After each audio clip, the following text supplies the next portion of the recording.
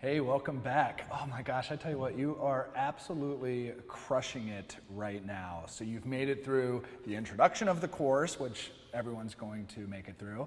You identified what stress is, how you experience stress, that model of stress, super cool. You were able to be more aware of the demands, coping resources, and the various ways in which you experience stress.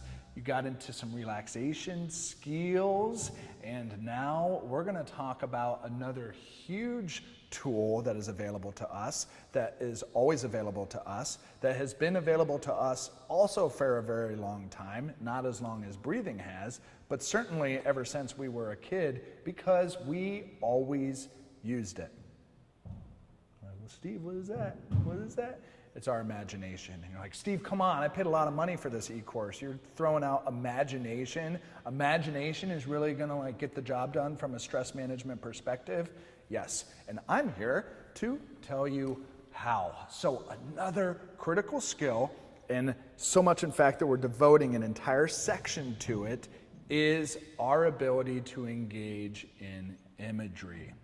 And imagery is essentially our ability to create a picture about something in our minds. Okay, let that marinate a bit. All right. Imagery is our ability to create a picture about a situation in our minds. Now, why might that be helpful? Well, let me spin it back on you.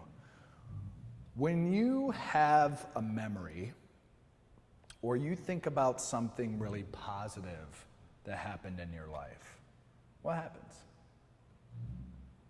Do you smile?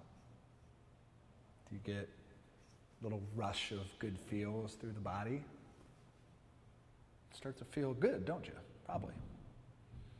What about if you start to think about a very sad time in your life, when your life wasn't going very well, and you have that memory?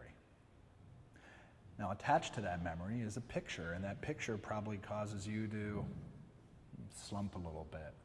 Maybe notice some heaviness in your chest. Maybe even a tear starts to emerge in your eye, all from a simple memory. And that memory is, guess what? A picture. And so pictures are worth 1,000 words, because when we image something, when we picture something, it makes it come alive, not only in our minds, but in our entire being. So, first off, imagery helps get us in contact with all of ourselves. Not just our verbal self, not just our cognitive self, not just our speaking self, but the entirety of our mind, our body, and our full spirit. That is the power of imagery. Now you take that foundation and you deliberately apply it to certain situations, now magic can happen and really good stuff can happen. So that's what we're going to do in this section of imagery. So we're going to apply this real rich image strategy that we have available in our tool set, and we're going to apply it to 3 different situations. Situation number 1 is going to be picturing, imaging, picturing the perfect performance. That's helpful. We want to see ourselves crushing it, channeling our inner badass. Not a problem there. We're also going to use this imagery skill and this foundation to picture problems. Like, record stops, everyone turns over. Steve, you want me to deliberately picture problems happening? Yes, I do. And the reason why, well, not to spoil alert, if you know what the problems could be, you're in the driver's seat to be able to manage them. So yes, we're going to take deliberate time to picture the problems in our lives.